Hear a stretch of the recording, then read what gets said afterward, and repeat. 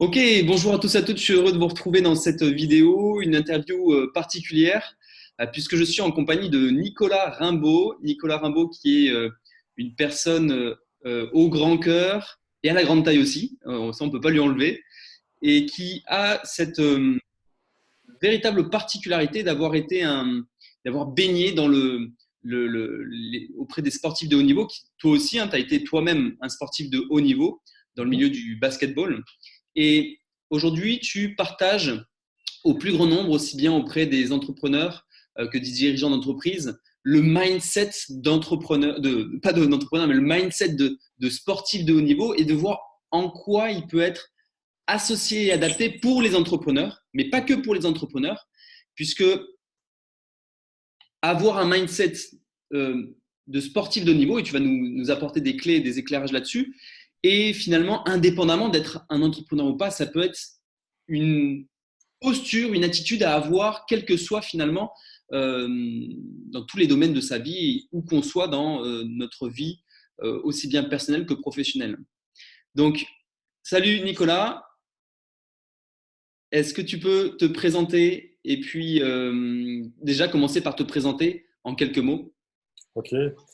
Salut Aurel, je suis très content d'avoir cet échange avec toi. Tu sais que j'apprécie beaucoup tout ce que tu dégages et ce que tu peux apporter comme valeur et que c'est un grand plaisir d'avoir ce temps d'échange avec toi. Je m'appelle donc Nicolas Rimbaud. Ce que je fais à l'heure actuelle, c'est de coacher des dirigeants et des performeurs en essayant justement le plus possible d'implémenter en eux et de les aider, de comprendre quels sont les facteurs clés de succès des grands champions sportifs et comment on peut les implémenter dans notre vie. Il y a pas mal de choses qui circulent dans l'univers du sport de haut niveau. Parfois, on voit des grands champions qui viennent et qui parlent de sujets en mode caricature sur le sujet avec des choses qui sont peu transférables. Il y a des choses qui sont transférables, il y en a qui ne le sont pas.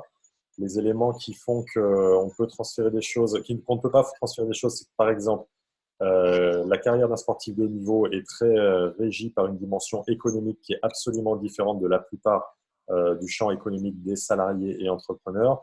Le temps de la pratique est différent également. Quand vous êtes sportif de haut niveau, vous vous entraînez globalement toute la semaine pour une performance importante. Quand on est entrepreneur, on performe tout le long de son activité.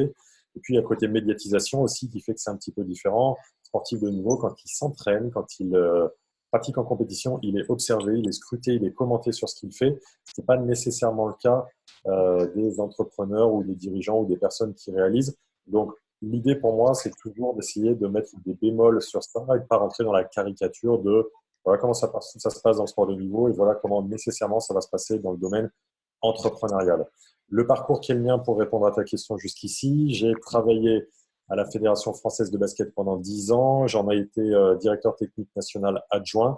J'étais le responsable de la formation des cadres. Donc, je manageais 60-70 cadres qui eux-mêmes étaient répartis sur le territoire français et les dom-toms pour eux-mêmes délivrer les actions de formation dans leur territoire géographique. J'ai eu la chance d'être entraîneur adjoint de l'équipe de France junior garçon. C'était la génération de Tony Parker, Boris Dio, Ronny Turiaf. Et pendant ces 10 années, j'ai pu justement comprendre ce qui se passe dans le plus haut niveau dans ce sport, notamment en vivant des expériences incroyables comme le fait de pouvoir assister à des championnats d'Europe, à des Jeux olympiques dans des conditions absolument incroyables, des All-Star Games de NBA. Et j'ai joué moi-même, j'ai pratiqué ce sport, j'ai pratiqué la natation également pendant 10 ans. Deux sports qui sont absolument antinomiques puisque la natation, c'est un sport très individuel dans lequel on est de mon sens, le plus en prise avec soi-même.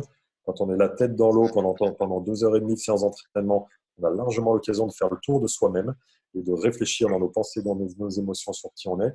Et dans le sport collectif, en basket, où une grande part de la performance dépend aussi des autres. Donc voilà, ce qui m'habite clairement, c'est les modèles du sport de niveau, principalement celui du basket.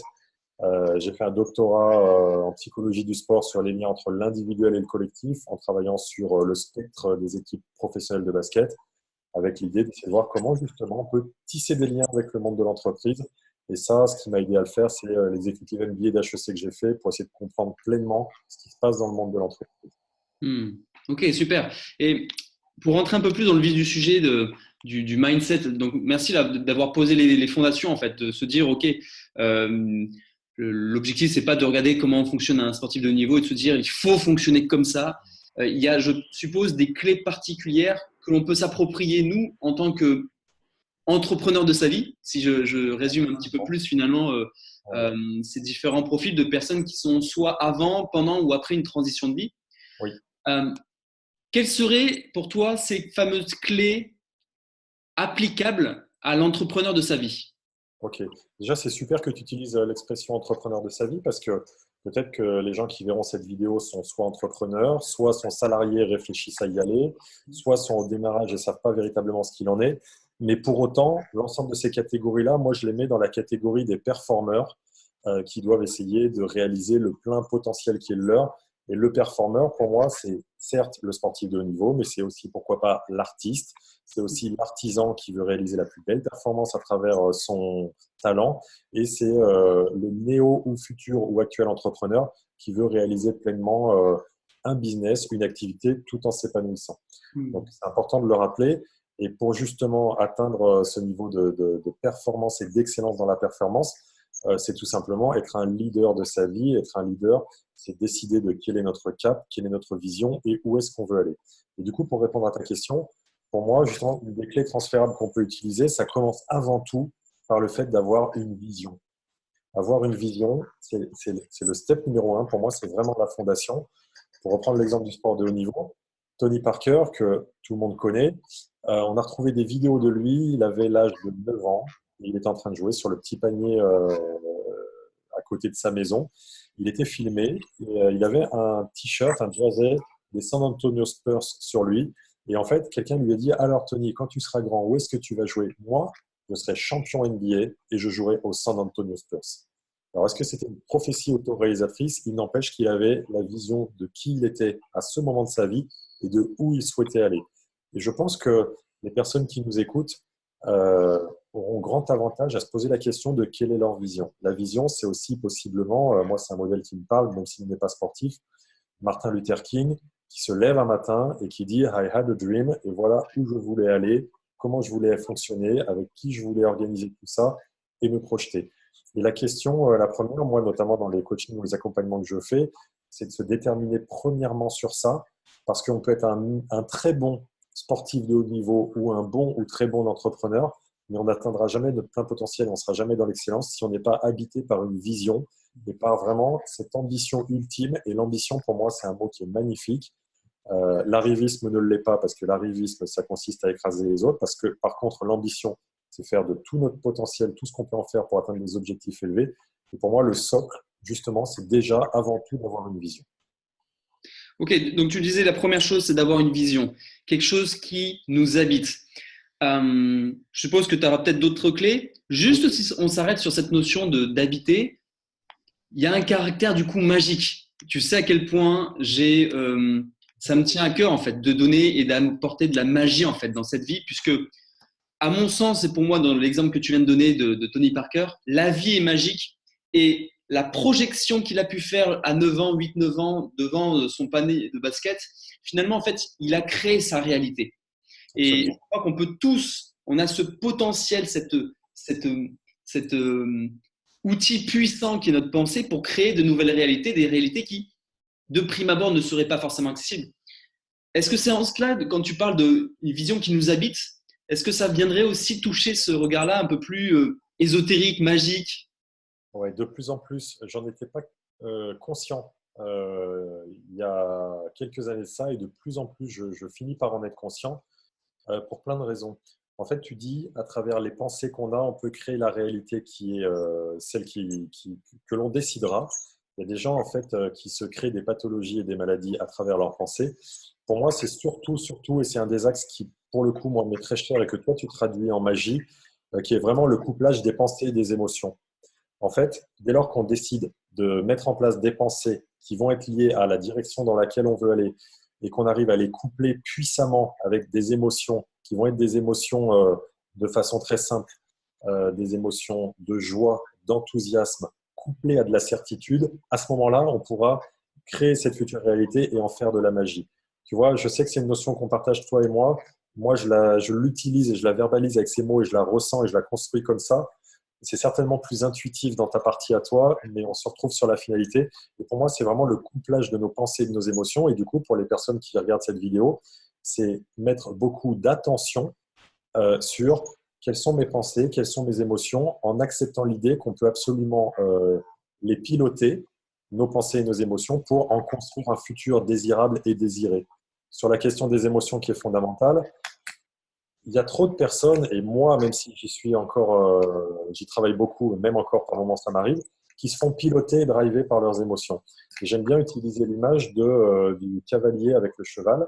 Le cheval, en fait, c'est à nous de décider si nous sommes le cheval ou si nous sommes le cavalier versus nos émotions. Ce qui veut dire, beaucoup de gens se laissent piloter par leurs émotions. Les émotions sont le cavalier, la personne est le cheval et l'émotion va le driver. Tiens, tu vas te buter contre un mur, tiens, tu vas être déçu, tiens, tu vas être frustré, etc. L'émotion, on ne peut pas la nier quand elle arrive à nous, parce qu'elle est avant tout physiologique, comme Daniel Goleman l'a très bien montré. C'est les hormones qui arrivent, qui se présentent à nous en fonction des différents types d'émotions qu'on reçoit. Par contre, c'est dès lors que je mets de la conscience sur l'émotion, je peux absolument décider de dire, OK, l'émotion est là, elle est donc le cheval, et moi qui suis le cavalier, je vais commencer à en tirer un peu les rênes pour décider justement de la direction dans laquelle je veux aller, et pour le coup, pour te rejoindre, pour créer, en switchant les émotions qu'on a vers des émotions de joie, d'enthousiasme et de gratitude, couplées à de la détermination, de la certitude, un futur qu'on va pouvoir créer dans la matière. Et ça, certains sportifs sont déjà aguerris sur ce sujet-là, et c'est très concrètement quelque chose que tout type de personne qui regarde cette vidéo peut absolument engager et mettre en œuvre dans sa vie. Ok, merci. En tout cas, j'aime beaucoup cette notion de…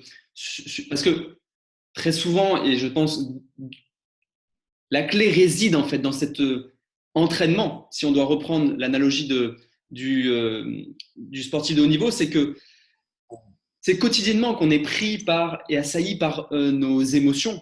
Et en fait, tout l'enjeu, c'est d'acquérir une habitude. Je pense que c'est peut-être une des clés du performeur, c'est de mettre en place une nouvelle habitude qui nous permette de pouvoir prendre le contrôle de ses émotions et non pas les refouler, au contraire s'en servir comme étant des moteurs. Mais ça vient, à mon sens, par l'habitude. Parce qu'au début, on ne sait pas, on est submergé et puis il faut du temps avant de le voir venir. Et puis petit à petit, ce temps où on se fait submerger par ses émotions, on arrive à raccourcir le temps de prise de conscience et de se dire, ah, je suis dans mon émotionnel, ok, je prends une inspiration. Et ça, c'est justement, je pense, le parallèle qu'on pourrait faire avec un sportif de niveau, de travailler l'habitude. Absolument. Absolument, tu as raison là-dessus. Et même un mot qui est pas très bien connoté en France et qui pourtant est éminemment puissant, plus que l'habitude encore, la discipline. Oui. J'étais Ça justement avec. C'est une des clés, ça, du coup, du performeur, du sportif de haut niveau. C'est c'est une clé commune et partagée. J'étais juste avant de tourner cette vidéo en séance avec une dirigeante d'entreprise que j'accompagne et on travaillait sur ce sujet-là. Et quand je l'envoyais sur cette thématique, elle me disait ah, mais discipline, j'aime pas trop le mot. Et je disais très bien, sauf que justement, c'est parce que tu n'aimes pas trop le mot que c'est nécessaire de mettre en place et d'implémenter pour petit à petit arriver à te mettre dans l'action. Et en fait, une habitude va pouvoir, via la répétition et l'implantation d'émotions, devenir une discipline et quelque chose qui va aider à être éminemment puissant dans la construction de ce qu'on veut faire. Et mettre de la discipline, c'est pas mauvais. Dans notre pays, on rejette ce qui incarne la discipline, ce qui peut être l'armée, ce qui peut être la police, etc., etc. Il va de soi que les excès de discipline sont absolument néfastes. Par contre, on a tous besoin d'une discipline pour pouvoir poser les fondements et, comme dans l'entraînement sportif, développer le muscle de ce que l'on veut faire. Et en fait, en effet, tout comme en méditation, il ne s'agit pas d'être là et d'attendre que ça se passe et de n'avoir aucun bruit. En fait, en méditation, on a notre attention qui s'échappe et qui s'en va. L'idée, c'est de mettre de la conscience dessus et de la ramener, de revenir, de la ramener. Et en fait, c'est ni plus ni moins quand je fais le geste musculaire que de faire ça, que d'amener, d'étirer, etc.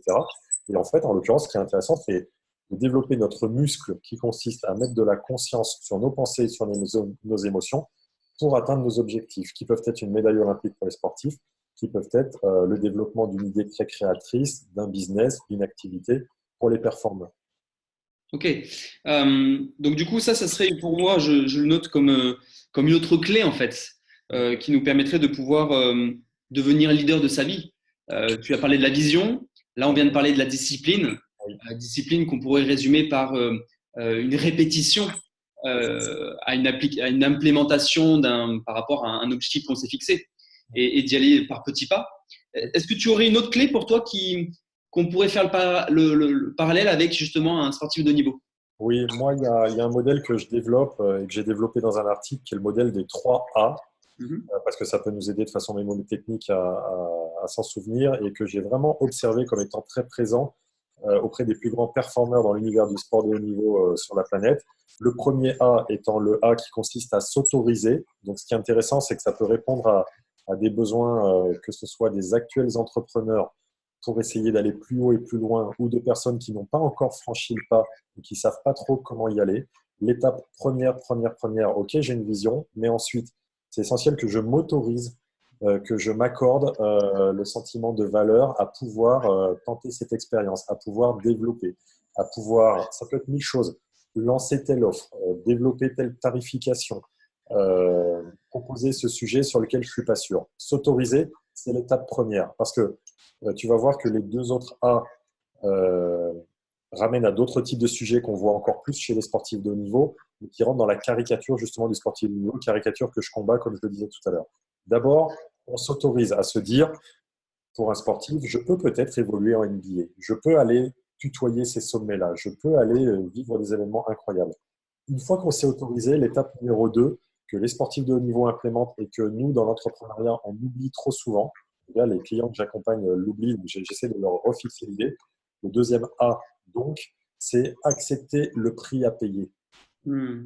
Accepter le prix à payer. Parce que pour des objectifs ambitieux, il y aura toujours un prix à payer. Si on se lance dans l'entrepreneuriat, on aura de multiples prix à payer qui peuvent être moindre de temps avec les gens qu'on aime, qui peuvent être pendant X mois moins de surface financière, qui peuvent être du stress et des doutes qu'on n'avait pas jusque-là, et il y en a comme ça plein. Et donc, c'est l'idée de se dire, à partir du moment où je m'engage dans cet objectif ambitieux, j'accepte a priori et avant que ça n'arrive qu'il y aura un prix à payer. Ce qui fait que quand le prix à payer s'offre à moi, du coup, je suis armé pour pouvoir lui faire face, le regarder dans les yeux, et je ne suis pas surpris qu'il se présente à moi. Donc, c'est la deuxième étape qui est très, très, très importante. Et la troisième, sur laquelle on résume trop souvent les sportifs de haut niveau, c'est celle de l'action massive. On dit que les sportifs, ce sont des bourrins. Alors moi, je veux bien qu'il y ait des sportifs qui soient des bourrins, c'est vrai, j'en connais. J'en connais aussi dans l'entrepreneuriat, j'en connais dans le salariat, j'en connais partout. Par contre, ce qui est certain, c'est que on peut trouver des sportifs ou des performeurs ou des entrepreneurs de moyen ou bon niveau qui ne sont que dans l'action massive, mais ils n'iront jamais jusqu'au modèle de l'excellence. Alors que si on franchit bien ces différentes étapes avec le fait que je m'autorise à être ambitieux, ce qui est un truc difficile dans notre pays, à la différence d'outre-Atlantique aux États-Unis, j'idéalise pas tout ce que c'est à cet endroit-là, mais il y a des choses intéressantes à en prendre par rapport au côté performing, le fait de s'autoriser notamment. Ensuite, j'accepte le prix à payer parce que je sais qu'il y aura des épreuves qui s'offriront à moi et que je vais peut-être morfler, souffrir, être dans la difficulté. Mais si je l'accepte au préalable, je saurai y faire face. Puis à ce moment-là, l'action massive à la Tony Robbins. Tony Robbins, c'est vraiment un mentor pour moi. J'ai assisté à ces 4 jours à Londres. J'ai marché sur le feu, j'ai fait tout ça. Mais il y a vraiment toute une démarche très interne et spirituelle chez lui avant d'être dans cet aspect action massive qu'il prône fortement. Donc voilà, il y a à nouveau ces 3 étapes à mettre en place après la vision, me semble-t-il. Est-ce que tu aurais une clé pour cette notion du premier A de l'autorisation? J'entends aussi la permission en fait. Chose pour toi, une personne qui n'arriverait pas à s'autoriser, qu'est-ce que tu pourrais lui conseiller? Une personne qui n'arrive pas à s'autoriser en fait, à se lancer, à s'autoriser à réussir, à se permettre finalement de briller, de se révéler. Ce que je lui permettrais, ce que je l'inviterais à faire, c'est déjà de travailler sur son épigénétique, pour le dire simplement, sur son environnement.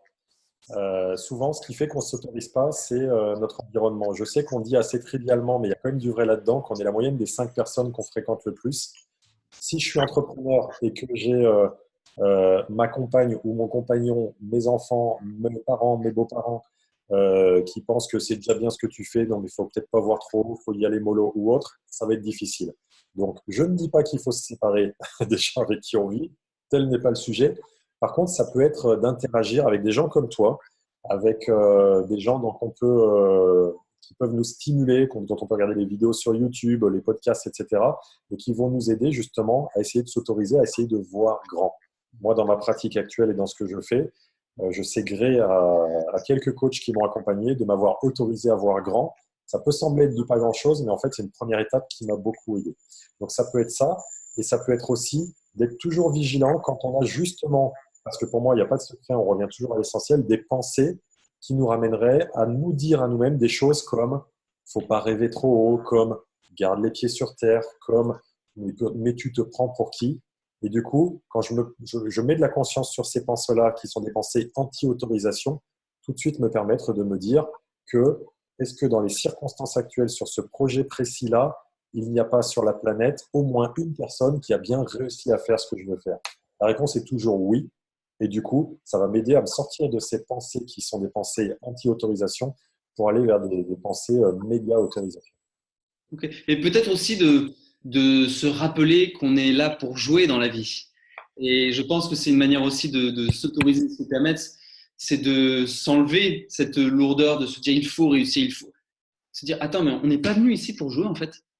En tout cas, moi, c'est ma croyance. C'est la croyance que j'ai profondément et que je partage dans les audacieux, dans Ouais. les différents univers que j'ai pu créer ici. C'est de se rappeler que la vie est magique pour celui qui veut la voir magique. La Oui. vie est un jeu pour celui qui veut devenir l'acteur de sa vie. Et je crois que peut-être il peut y avoir aussi des permissions. Tu parlais, et on va revenir sur Tony Parker, ce jeune de 9 ans en train de jouer et de balancer ses paniers contre sa maison. Est-ce qu'il n'était pas en train de jouer en fait? Si, il était en train de jouer et pendant sa carrière en équipe de France, il a continué à jouer et en NBA, il a continué à jouer, à chaque fois dans un contexte et avec des règles qui sont changeantes, mais il était dans le jeu.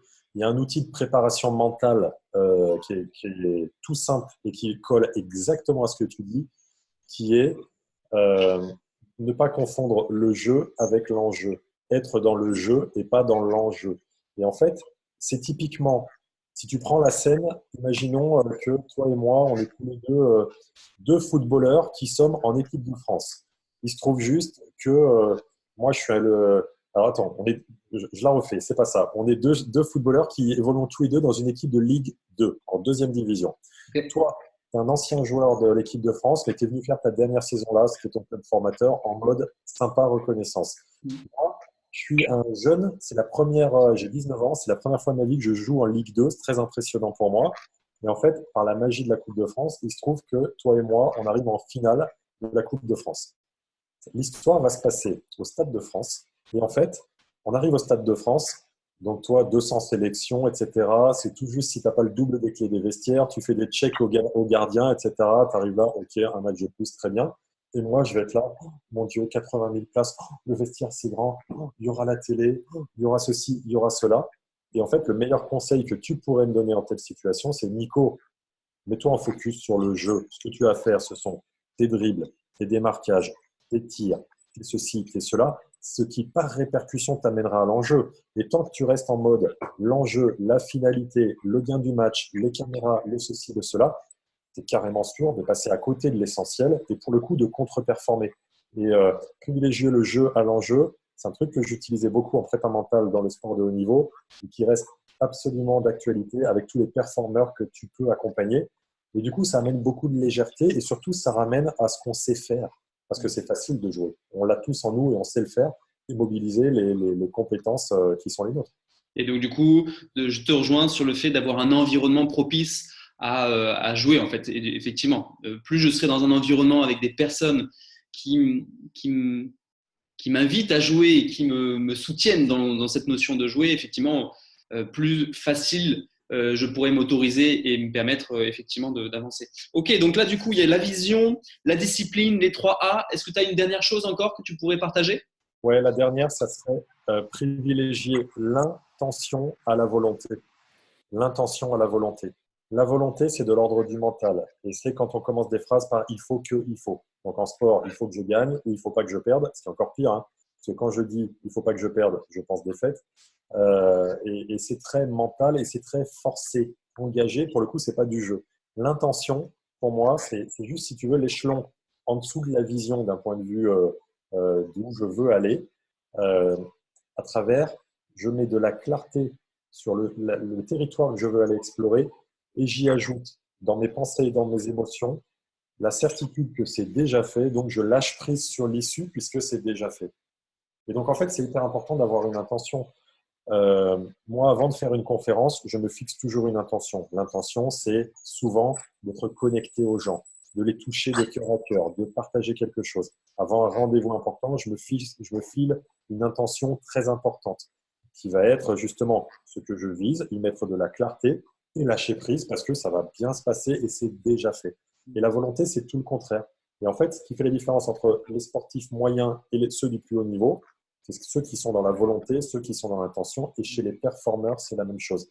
Et pour bien atteindre, c'est la dernière clé que je te propose, pour bien atteindre une intention qui réussira et qui nous amènera vers notre vision, c'est d'être très vigilant sur où est-ce que je porte mon attention. A-D-T-E-N. Où est-ce que je porte mon attention?